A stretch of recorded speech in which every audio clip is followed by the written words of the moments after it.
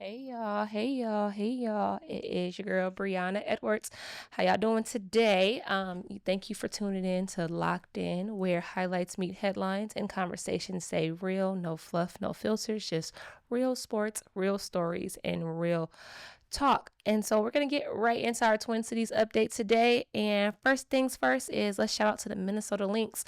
And in particular, let's shout out to Nia Coffey, who scored 20 points and made 6 3-pointers with their last game on Friday night when they defeated the Chicago Sky 79-58. Also, rookie Olivia Miles finished with 17 points, 6 rebounds, 6 assists as they were dominating the Sky and got their get back. And so now the Minnesota Lynx are now 6-2 and have improved to 4-0 this season. And tonight they start the Commissioner's Cup against Phoenix. And so we want to also give it another shout out to Olivia Miles. She ties the fastest player in the WNBA history to reach 100 plus points and 40 plus assists in the start of their career. And so she's cooking. I keep saying it. That's my rookie of the year. So just letting you guys know, I called it first. Well, probably all of America called it, but I'm telling you guys live and direct. And we're going to move on to the NBA. And so since the Timberwolves are sitting at home in Cancun or doing whatever they're doing, we're going to talk about the NBA draft lottery. I don't know if you guys have heard, they have now changed the format. And so they are expanding the lottery to 16 teams. And so basically they're trying to even out the odds, and they're penalizing the league's 3 worst teams, meaning that they're trying to prevent the tanking. And if you ain't heard about it, then now you know about it. What they'll be doing is a lot of times some teams after the All-Star break and they realize that they're not going to be in the play-in or in the playoffs, they start just purposely trying to lose games so that they can get a lottery pick. And so I know some people have been talking about how the Spurs have benefited from that because they got Wemby and Dylan Harper and they got Stephon Castle all within those 3 years back to back. But I don't know about y'all, but I'm not mad at them changing the different dynamics of what these things look like for the NBA. And so, hey, maybe it evens it out. Maybe some teams can reign dominant, but that's what the NBA is doing. And so I don't know about y'all, but I agree with it. And so let's move on to the Minnesota Twins. They have had some terrible closeouts in regard to their last 2 series. And so they finished out their series against the Pirates 3-0, meaning the Pirates beat them 3-0. And they're back in action tonight with the White Sox. And so hopefully they can get back onto the winning side because they are under 500 as a team. And the major story, I really wanted to talk about this last week with the Vikings, but I'm going to talk about it today, is the off-season quarterback competition. So if you didn't know, I told y'all that they signed Kyle Murray. And Kyle Murray, which is funny because I had a conversation with someone. They told me that not only did he get drafted by the MLB, but he also got drafted by the NFL. But him and J.J. McCarthy are battling out for who is going to be QB1. And so in the first week, the scouts have been coming in and they've been watching Murray. And right now it's looking like Murray might be out. Might be winning the battle because of not only his experience, but he is making some dynamic plays and he's looking great with his arm, his accuracy, and his downfield touch. Also, it's been clear that they have been putting him in more snaps, even though it's been an equal amount of snaps in some sense, if you look from the outside in, but he's been in more snaps than McCarthy with the first team. And so maybe he has the edge. But being that McCarthy has played well, they are considering him as well because of his work ethic, his leadership, and what he did coming back and forth between those injuries. And so the competition is really fierce. I don't know who's going to get the QB1 spot, but I'm banking on somebody that's going to get us to the playoffs because that is the ultimate goal. So I don't care if it's Murray. I don't care if it's McCarthy. I don't care if they have to go back and get somebody that is 67. Somebody needs to be consistent on getting us to the playoffs because that has been our kryptonite in the quarterback spot. And I have not been a consistent fan since Dante Culpepper. And that's talking about my age a little bit when I say Dante Culpepper. If you don't know who he is, you should not know nothing about Minnesota sports. We're going to move on to the Minnesota Vixens. They got a tough loss this Saturday and they wound up losing to the St. Louis Slam 10-7, which is a rivalry game. And so hopefully that the Vixens can get back on the winning side. They are now 6-1, losing to the Slam. So shout out to the Minnesota Vixens. I'm rooting for you guys. I heard it was a tough battle. I wanted to get out to that game, but I had some other plans, but you will see me at their games. And my last Minnesota update before I go to our nice little music break is congratulations to Minnesota's own Sean Sweeney. And if you don't know who he is an assistant coach for the Spurs, but now he'll be the former assistant coach because he is finalizing a deal to become the head coach of the Orlando Magic. And he is St. Paul's own which I say that terribly because I'm from Minneapolis, but St. Paul's own. He is now going to be the head coach for the Orlando Magic. And so shout out to him, Cretan. Believe he went to Cretan. Yeah, Cretan Durham Hall alum, and he's also heading to the NBA Finals. So shout out to Sean Sweeney. We are proud of you, and Minnesota is backing you. I am not going to root for Orlando Magic, but I will root for you. And so we're going to move on to my first song break, and we're going to come back and talk about the takeover segment. So we will chat soon, you guys. It's true. Okay. All right. Do y'all hear me? Listen. Okay.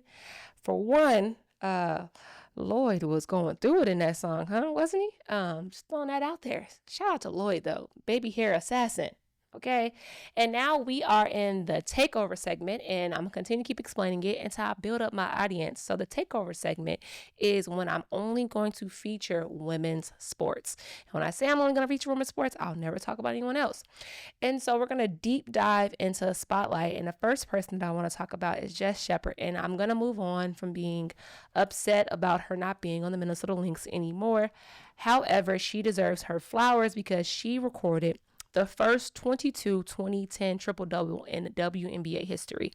Shout out to Jess Shepard, okay? Listen, Jess, I miss you, but you're doing your thing. I'm so proud of what you're doing with the Dallas Wings, but we miss you over here at the Minnesota Lynx.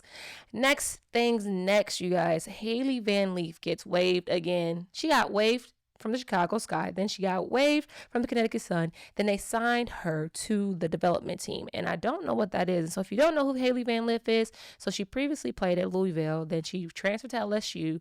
Then she went to TCU. And then she was selected by the Chicago Sky last year's 11th overall pick, where she averaged 3.5 points and played about 12 minutes during her rookie year. She only was limited to playing 29 games because she had an ankle injury. And so they wound up waiving her, and she got picked up by the Connecticut Sun, where she actually was balling out, which is very, very interesting because she earned herself about 4 starts and she was averaging about 8 points, 3 assists a game. But the Connecticut Sun were on the losing side. They're only about 1-8 at the time they did waive her, but now she's signed to the development team, and she literally says that she feels that that Connecticut is the best place for her. I don't know why she continues to keep having these getting waived, because Hailey can actually play, and so hopefully it works out for her. But what's interesting is that the annual player for a development team gets $750 a week. Okay, $750 a week. I hope they're providing some housing, because that's ridiculous. I understand that y'all are putting them on like a G League type contract, but $750 don't pay nothing. And y'all see them gas prices. And so hopefully y'all could change that. Put Hailey on the roster. I think she can benefit playing under some veteran guards. So maybe send her somewhere that she can learn a little bit more, but do not have that kid just sitting on the development team. And next, I want to talk about Coco Gauff. If you did not see the French Open, she lost for the earliest time in her career since 2020, meaning so she lost in a 2-hour, 37 minutes match. And if you're not a fan of tennis, I am. Those matches are intense, but she lost to the number 28 seed. I cannot say her last name, and I am not going to try to say her last name. But Coco, I seen how your body language was after that, and so hopefully you're doing okay, making sure you're taking care of your mental health. It is really hard being a young athlete star and continue to be up under and ridiculed and criticized. And so I'm rooting for you. I know you didn't get the outcome that you want, but you got this. And last is my surpriser. I spent the last 5 days watching the World Series softball tournament. For one, I did not know I was a softball fan until I started to watch it. And if y'all, so the World Series finals start on Wednesday, and I'm a fan of these teams, but who I'm actually a complete fan of is the Texas Tech team.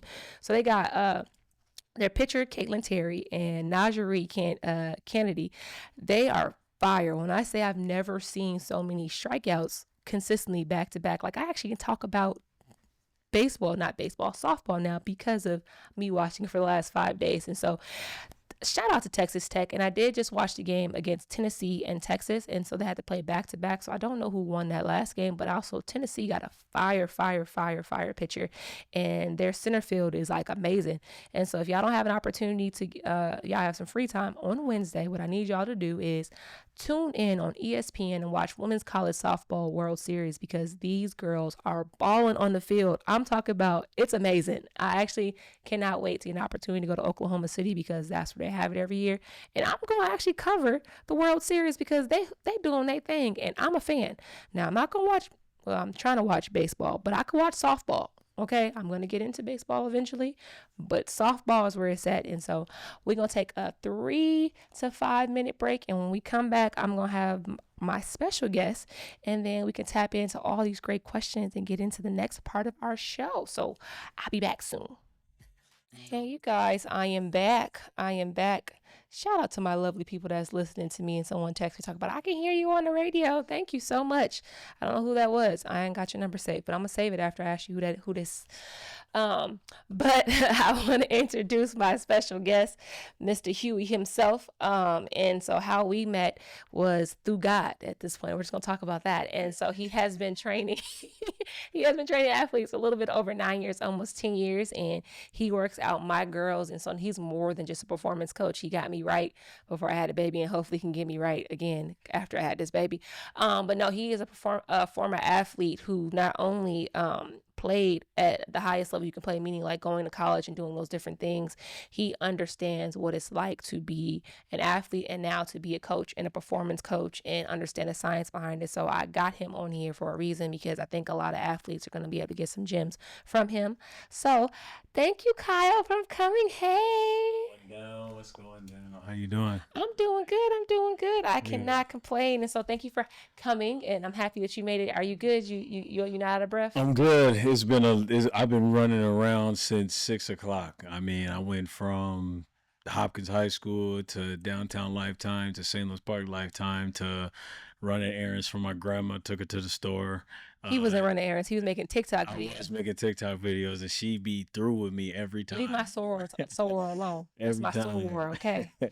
And then now here, so yeah. He was late, y'all. So when he get done, he's going to run for me, since he does that to me. When I come late to our workout sessions, he's going to run. I got 10 push-ups. That's all I got. No, you gonna run around this building. But first thing, we'll get right into it. So as a former athlete, how has your playing experience shaped the way you train, develop athletes today, and what lessons have you learned or found out about yourself in regard to teaching most often? One of the biggest things I'll say is enjoy the moment, because it happened so fast. Mm-hmm. Like, it went from graduating high school to then like my freshman year, and then by the time you know it, you're like, oh, I'm done playing. You know what I mean? So like, being in the moment is essential. And that's actually something I teach my kids a lot, like whether if it's in game or you trying to figure out what your next school situation is, because that's another topic to touch on. But can't wait for that one. Yeah, man. But it's like, enjoy the moment, because it's gonna be done at some point, and then like you're gonna be putting the ball down, and you don't want to be a person that says I should have, I could have, I would have.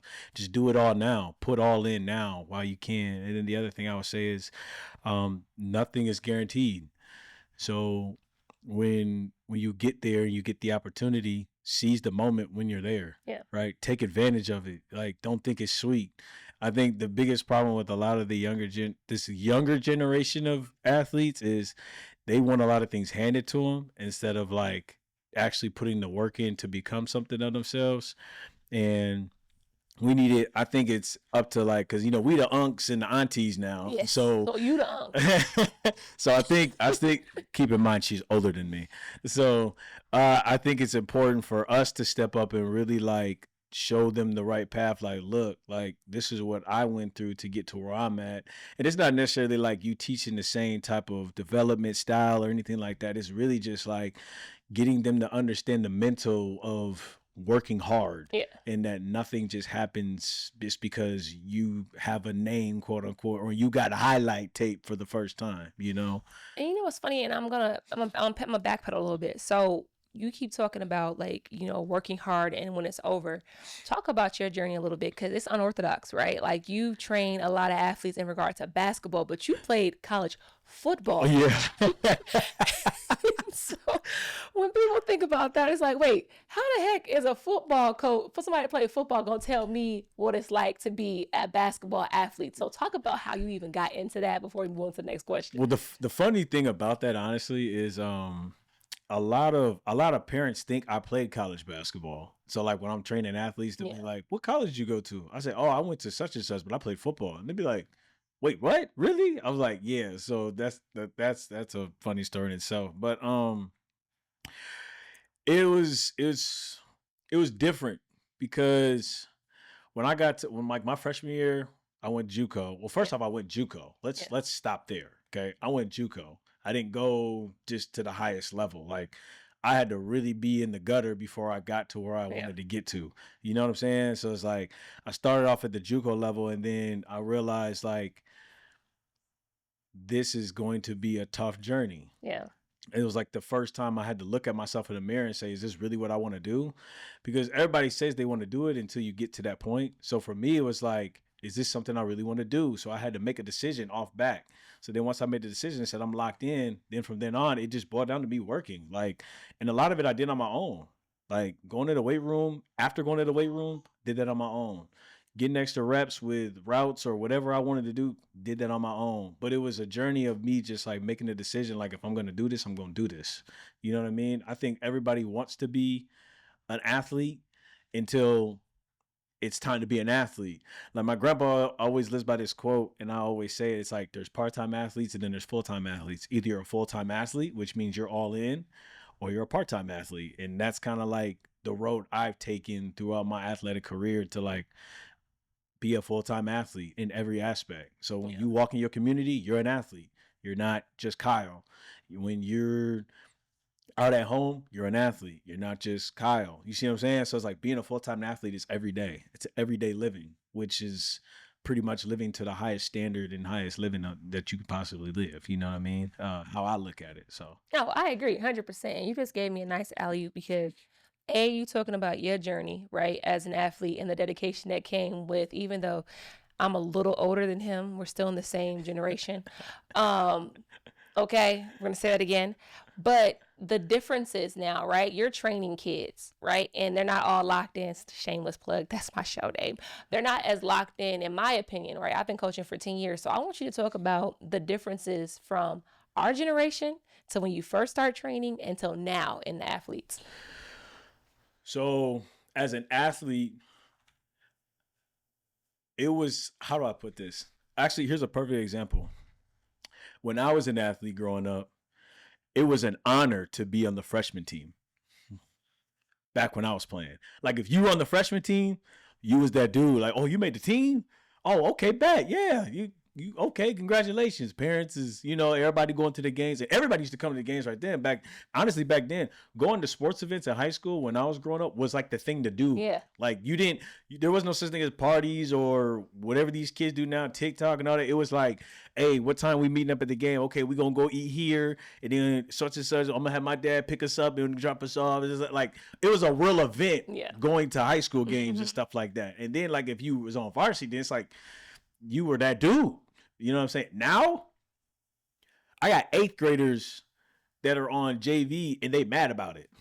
Like they like got an attitude like, man, I should be on varsity. Coach be tweaking on me. I'm like, bro, you're in eighth grade playing varsity basketball. You know how hard it is for that to be like a thing? Like that was never a thing. The only player in my class that was in eighth grade that played varsity basketball and he got scrap minutes was Siani Chambers. He was the only eighth grader. And keep in mind, that was on a Hopkins 09 team that went 35-0. Yeah, I know. They didn't lose a game. You're talking about Royce, Marvin, Joe Coleman. You see what I'm saying? It's like Trent Lockett. Yeah. What's his name? The dude that went to Notre Dame. They had that dude was on their team. They had 9 to 10 D1 athletes. No, he had 10 because Siani went D1. Exactly, but he was the only eighth grader that made the team. Nowadays, oh, everybody's playing varsity, and they still mad about it. That's the thing that blows my mind, is like these kids don't appreciate like being on a varsity sport. Yeah. You know what I'm saying? So like that's the biggest difference I'm seeing, is like these kids don't appreciate what's in front of them. And that's why I go back to my statement of enjoy the moment, because like and really enjoy where you're at. If you made freshman, it was a reason why you made freshman. If you made JV, there's a reason why you made JV. If you made sophomore, there's a reason why you made sophomore. If you made varsity, you made a reason why you made varsity. But it's like kids nowadays, everybody just wants the handout and thinking that like, oh, I deserve this because in seventh grade, I was the best seventh grader in the nation. But that was in seventh grade, sir. This is high school. These is 17, 18-year-old almost men that you talking about. So what makes you think that you deserve more than the next person that probably put in more work than you did, right? And because of who your name is, you think you deserve to play. 100%. And actually, you know what? It's funny. When I think about a lot of athletes, right? I had a particular kid that was okay with playing 0 minutes on varsity, but that just because she can say she's on varsity, it was an accomplishment. I'm like, why not go on JV and be great on JV and then work your way into the rotation on varsity? And I think a lot of times, and it's funny that you say that, right? When I made the freshman team as an 8th grader, when I was at North, I was excited. I'm like, oh, I get to play high school basketball. What? Right? And then when I got moved up to JV, I was like, oh, and I'm playing JV as an 8th grader. But also what I'm recognizing is the work ethic is not the same. There may be 1 out of 10. But back then, at least had to be half of us was working hard because it was our only out. And what I'm seeing is that these kids are playing sports because of what comes with it. Not the D1 scholarship. I'm talking about, we're going to get to the NIL talking about that too. But it's like what comes with it. Oh, I want to get a highlight tape, or, oh, I got crossed. I had a kid that stopped playing defense for 3 games because she got crossed and it went viral on TikTok. Stop right there. Highlight tape. You had to be good back when we were playing to get a highlight tape. Now be good. Now I'm literally sitting here. I was on Instagram earlier today. I'm watching 8th graders with sophomore highlight tapes. Ain't nobody looking at you. Thank you.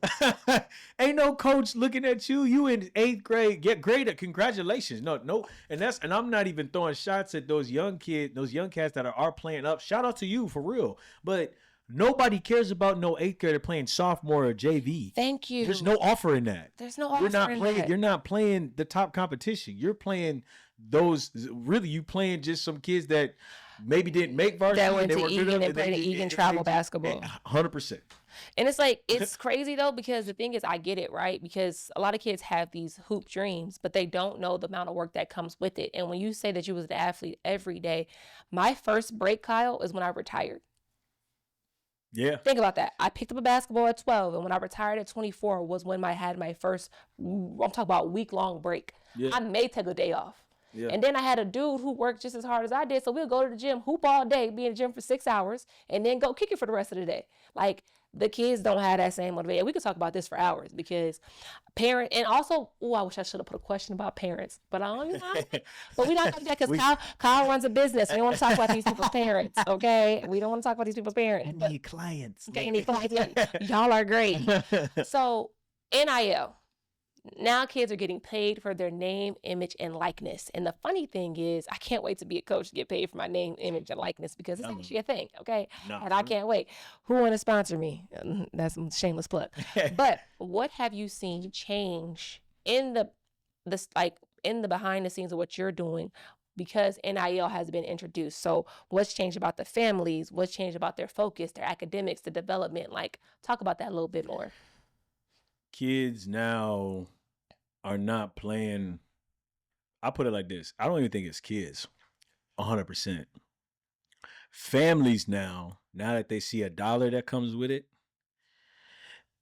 they're only playing for the dollar. Mm. They're not playing. I don't want to say not playing. They're not coaching their kid up to play for the love of the game.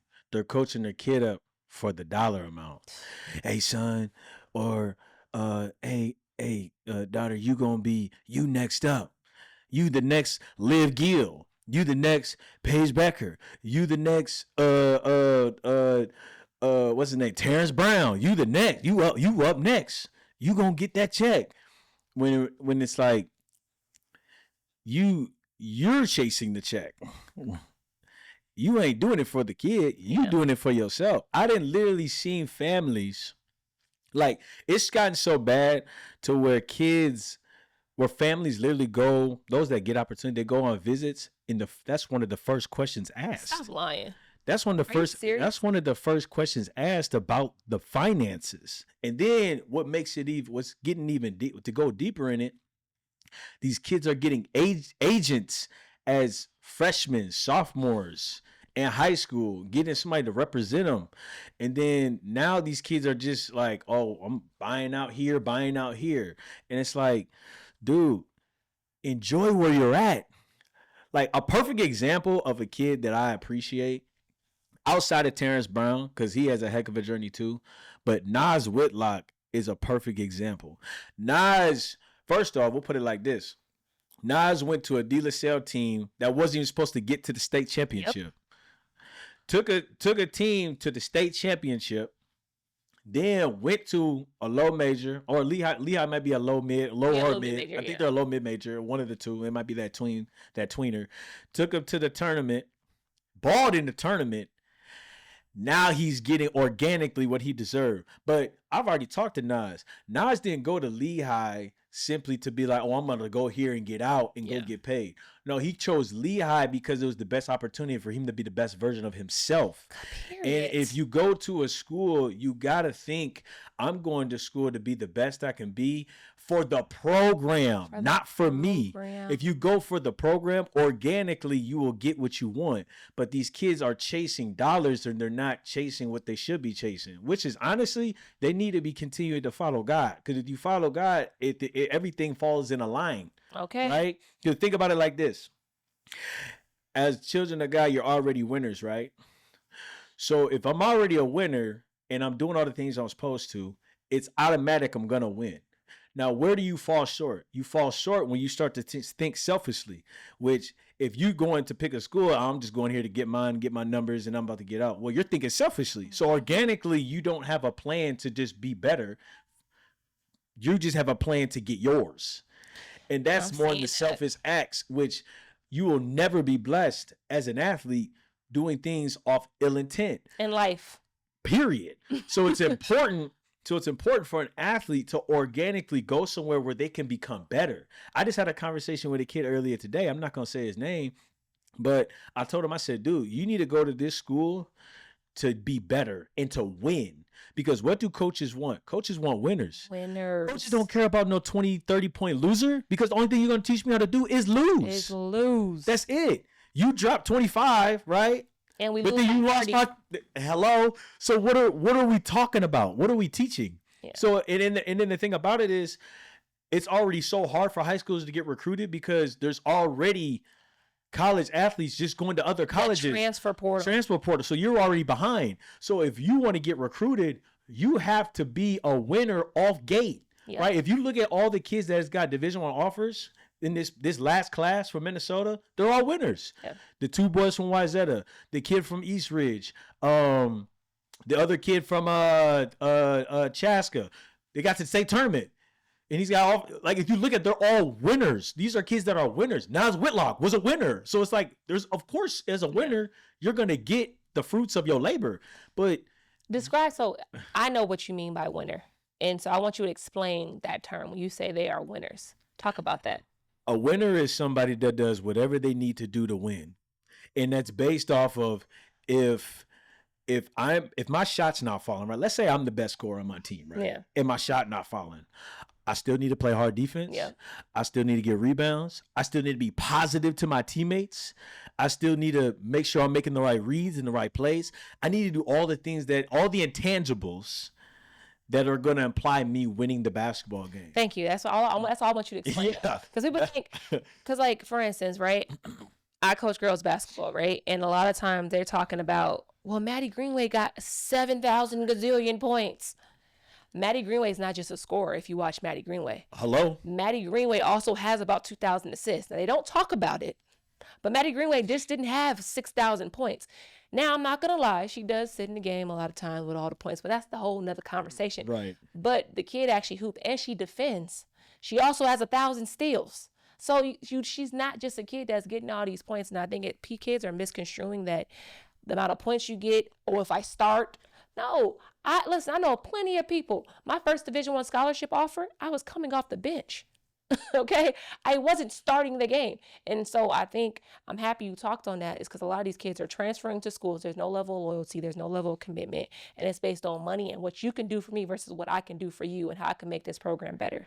And we can talk about this for hours. Here's a quick statistic. I was looking this stuff up and talking through with my kids earlier this morning, my college boys. I said there's 18 to 19,000 college spots in the country, meaning from Division I to JUCO and NAIA, there's only 19 to 18,000 kids that play college basketball. There's 500,000 that play varsity basketball across the country based off the amount of high schools. Yep. There's 500,000 that play high school basketball, and only 18 to 19,000 of them play college basketball. So when I say enjoy where you're at, dude, you're doing something that 1% less than 1%. It's less than 1%. And then to make it even crazier, in the Division I level, there's only 5,400 spots. So you over here telling your son or your daughter, because they not at Kentucky or Notre Dame. You going D1, you up next. Against who? If you're not putting the work in, you're not going to get there. Hello? And don't get me started. Like, okay, I looked up, I believe, in my opinion, because actually, no, I didn't. I worked my butt off, but then I happened to grow to be 6'1", right? So but I wasn't getting no D1 offers at 5'5". So you can't coach height. So if your kid is under 6 feet and they not hitting all the stats, not just points, I'm talking about assists, rebounds, steals, deflections. I'm talking about all those things. Baby, you going to have to be dynamic to get a Division I offer. It's worse now, even on the boys' side. If you're not 6'6" and above, it's cooked. Yeah. Unless you, hey, camera in the back, right? unless you are a 6'2" to 6'5" pure shooter at 6'6", that's the only shot you have. But if you're 6'2" to 6'5" and you cannot shoot, yep, and you have no athletic ability. When I say athletic ability, I'm talking about you're dunking on 6'8", you're dunking on 7-footers, and that's like consistent. Like you're in the lane, like punching down. If you're not doing that type of work, you're cooked. You're cooked. I'm telling you. You're not putting no work in, you're cooked. I can say this right now. I gave an example, and we're going to move on to our next question, because we could talk about this for hours. I told somebody, I said, one of the most dynamic scorers I've ever seen come out of state Minnesota did not get a Division I offer. She walked onto a team. Ronnie Porter. Yeah. She did not. She went to Wisconsin, right? Yes, but she walked on to Wisconsin, and then she earned a scholarship. She's one of the most dynamic scorers I've ever seen. Pure scorer, shoot, can get to the rim, do all the things, and she had no Division I offers. She went to Wisconsin and walked on and then earned her spot. Now, she did phenomenal, finished her career amazing, but if she can't get a Division I offer, what makes you think that you're going to get a Division I offer when she's one of the most prolific scorers I've ever seen? And now she got it, but in the beginning she didn't. And so these kids don't recognize that there's so many things that you have to put in behind the scenes when no one's watching and no complaints. And don't just go to the gym. Oh, I'm here and I'm taking. Don't even get me started on how many kids go to the gym and take selfies and pictures. Okay, but it's frustrating. And Kyle and I could talk about this all day. And I want to make sure and girls basketball has evolved so much too that it's like, baby girl, you can't think that because you putting up some shots that is sweet. You got to be able to move now. Girls basketball is not what it used to be. Man, they moving like men. Man, they're moving like men. Okay, I played against Brittany Griner. She been a man. Yeah. Sorry, I did not mean to say that. Hey, sorry, I did not mean to say that. Brittany Griner, I would love to. No pun intended. Yes, Brittany Griner, I would love to have you on my show. Okay, but I want to talk about something, right? I remember when I went D1 and I played at Providence, and it was like, there's for one, there's black people in Minnesota was the first thing. Then it was like, don't y'all play hockey, right? But if you look at how many kids was in the NCAA tournament that came from Yeah. Minnesota, it was about 55 athletes Yeah. between the boys and girls side. Yeah. So what is it about the Minnesota talent that we have in this country that these are Division I athletes Yeah. and starting, producing? Yeah. Talk about that a little bit more because you see it. I think the thing that is finally getting noticed is the circuit is starting to. It started off when the circuit started, like, you know, Adidas especially. Yeah. Because I don't think there's a lot of Minnesota teams in the EYBL other than Howard Pulley. Yeah. But Howard Pulley kind of had a little bit of a down. But as far as like 3SSB, Adidas, you know, shout out to D1 Minnesota. They've been killing the game. Cooking. They've been cooking. I'm talking about. I mean, that last year's team with Wiggins and them, the whole team had offers. Yeah. And they went second. Yep. In 3SSB. So like, but the thing is, we've had that all year for years. Like I look at like 08, 09, 07. It was 62 of us went D1. There was so many, but the thing is, back then though, going to the U was like the thing to do. Yeah. Like I feel like a lot of those kids, I look at some of those athletes that came out during that time, they definitely could have went other schools. Rodney Williams should have went to UConn. You know what I'm saying? There's so many kids. They should have went somewhere else. Yeah, they could have went to other schools and really been that dude or that girl. But then the U was like the place to go, or Wisconsin, or Iowa. Like I look at guys like Tuck with the Iowa, and I feel like Tuck could have went to another school that like really produced shooters, and he could have been there and been the guy. But Anthony Tucker, I can't wait to have you on here because Anthony Tucker was a problem. That's still my favorite player. He was a problem. Okay. It was literally still my. But think about this, right? You talked about that. We've been doing this for years, right? Khalid came from Minnesota, and they thought it was it was an anomaly. Like, no, his whole 4 or 5 people from his team went D1. He wasn't the only one that went D1.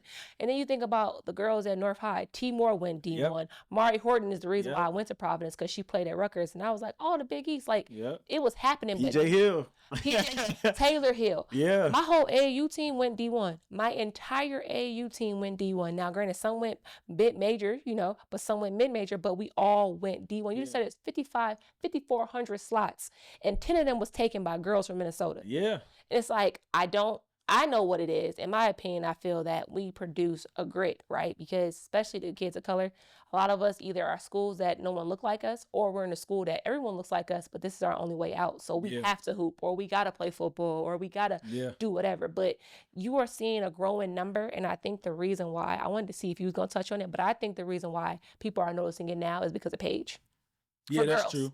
Well, for the girls' side, it's definitely Paige. It's Paige. Because Paige, like, and this is not saying like other girls that came before her wasn't doing it, but like she became like a mecca of girls basketball. The face, the influence. She became the face, the influence. Like if you look at, she's the first, people don't know, she's the first athlete that was sponsored by Gatorade.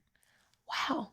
I don't think people know that. They talked about it. It was posted. They like, she's the first athlete that was sponsored by Gatorade. Somebody get me in touch with Paige. She was the first, I want to say first high school athlete that was sponsored by Gatorade. There was nobody else that's had a Gatorade sponsor.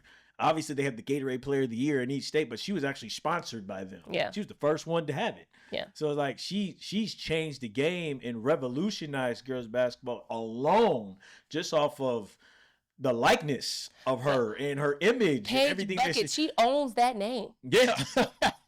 Yeah. So, it's like, if you look at what she's done on the girl side, it's great. Now, on the boy side, it can go up in the air because we've had, I mean, you have the Jones brothers, you have Roy. I'm not gonna lie, but it's gonna be Jalen Suggs.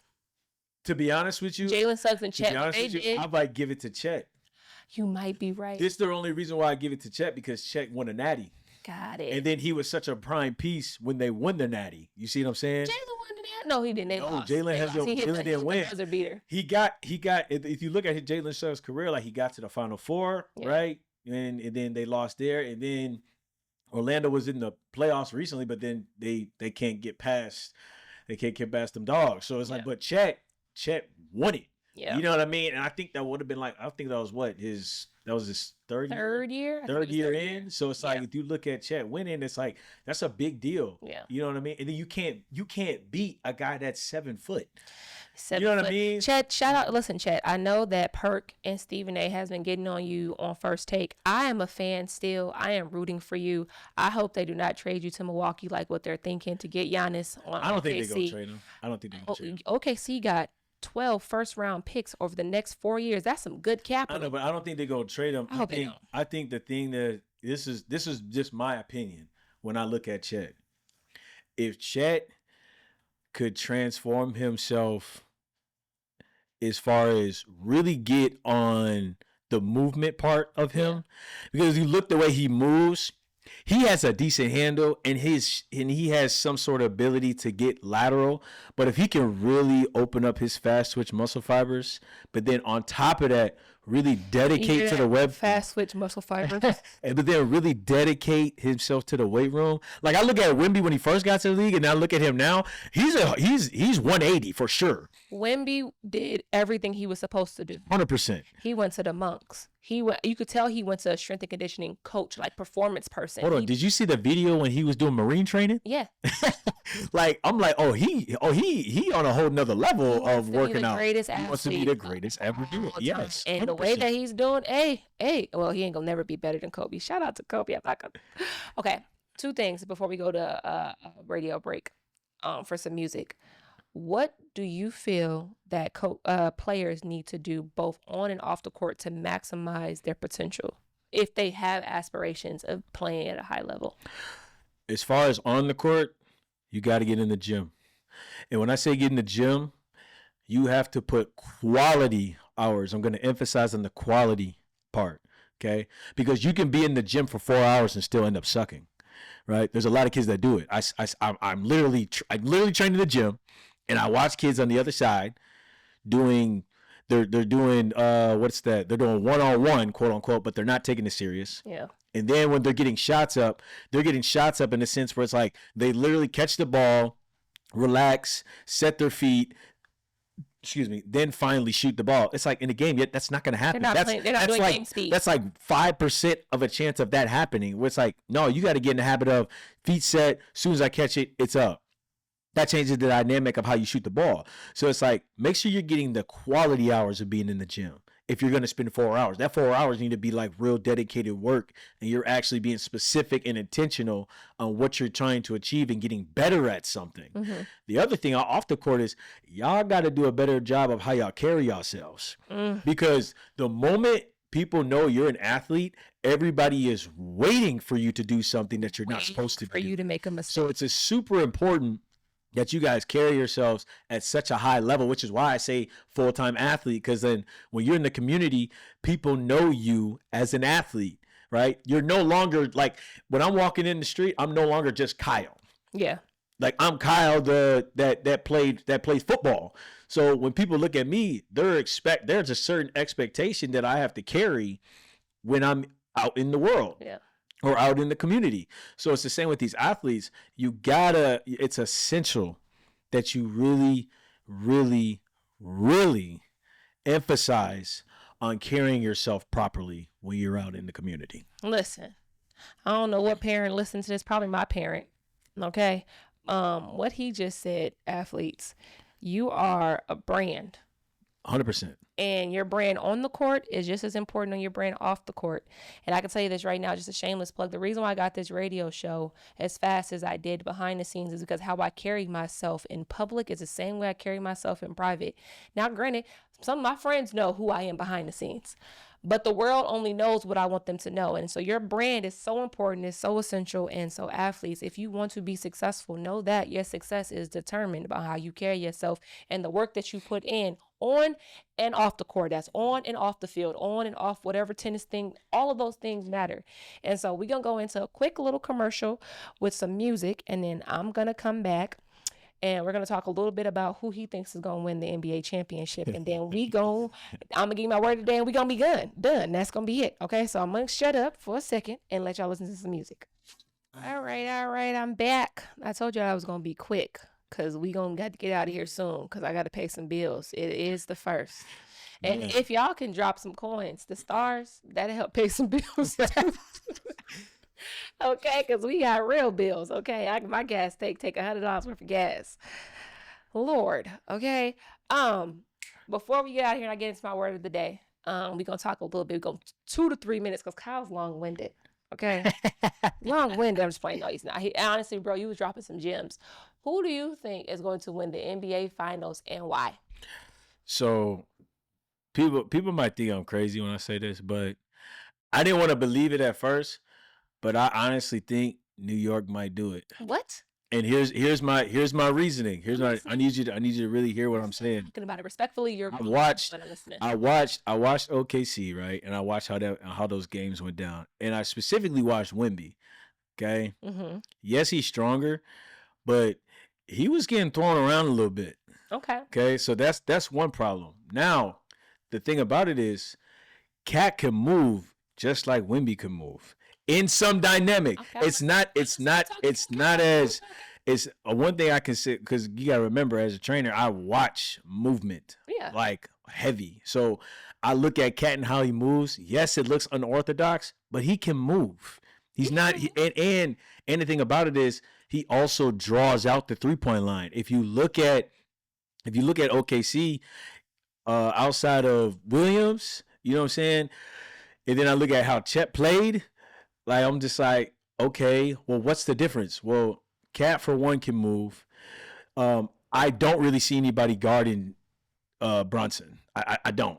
I'm sorry. I just don't. Okay. After watching Brunson and how he 30 seconds. After watching Brunson, I find it very hard for anybody to be able to guard Brunson. Now, you might be able to maintain him, but you're not just going to stop him. But then on top of it, I'm watching the way Josh Hart is playing. He's playing very well. And then they got the other two bigs, the two athletic big dudes. Mitchell and OG. Okay, I hear you. But again, that's just, if you're giving him different looks between Cat and those three, that's tough. Okay.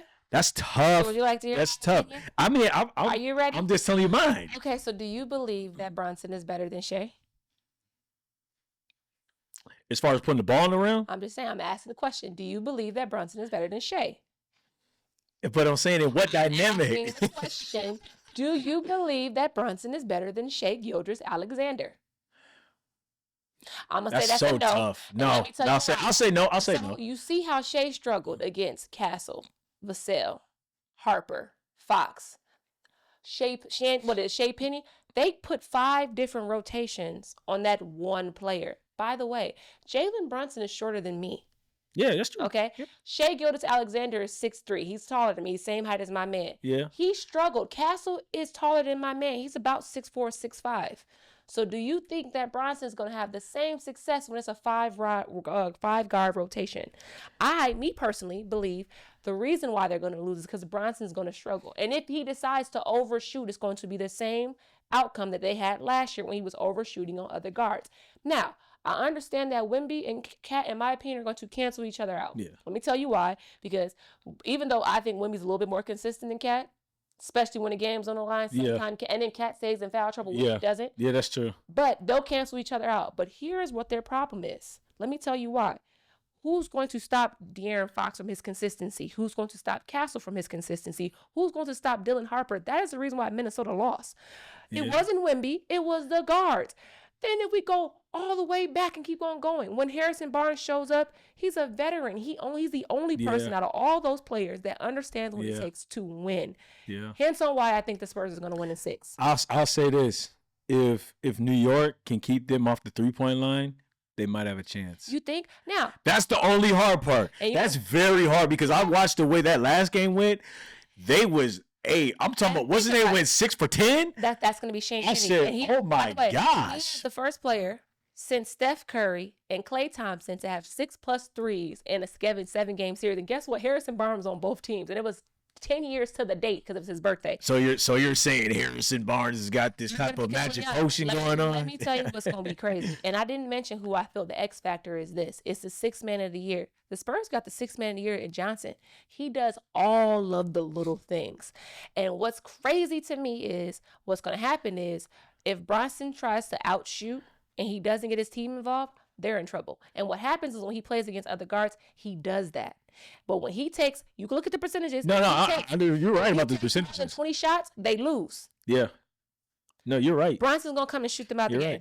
I mean, I'll say this: if he does it, then you have a series in your hands. But I'm only going against. I'm only taking New York because I know they're the underdog. Yeah. And Spurs is definitely on a roll right now. But the crazy thing they're is, definitely on a roll. they're talking about the Spurs and they don't have the experience. But let me no, that got nothing to do with it. Nothing. But I'm happy that you said this quote because I really want to put this on a shirt. I've been watching softball and Tennessee team. It was like, oh, we're the underdogs, but an underdog is still a dog. That was fire to me. Hey, an underdog is still a dog. But hey, I know my mama watching. She don't watch as many Spurs, so she don't want to debate this. But in my opinion, I'm gonna say Spurs in 6. Kyle, what do you say? Knicks and what? Because you know Spurs got the first 2. They got home court advantage. Yeah, I'm gonna probably say. I'll say it'll go to 7 if the Knicks take it. They'll have to go to 7. And they have to beat the Spurs at in San Antonio. They'll probably have no choice, but I think it'll have to go 7 if they want to win, unless they just wake up and Jalen's like, look, I'm finna dime y'all go ahead and do y'all thing. I'm gonna get this little 15, but we know that's not gonna happen. You see what I'm saying? Yeah. Then I'll say, okay, it might go 6 or it might go 5, but that's tough, you know. And and the other thing is, it is their first time in a long time. Yeah. There, you know, so we'll see. But guess what? I got my word of the day, and we're going to get up out of here. You want to hear my word of the day? It's actually fire. It's actually in my bathroom. So consistency doesn't guarantee immediate success, but inconsistency does guarantee immediate failure. So get to work, stay focused, and get it done. That's my word of the day, y'all. So that's peace, love, happiness, and success, y'all. And I am out of this. Peace.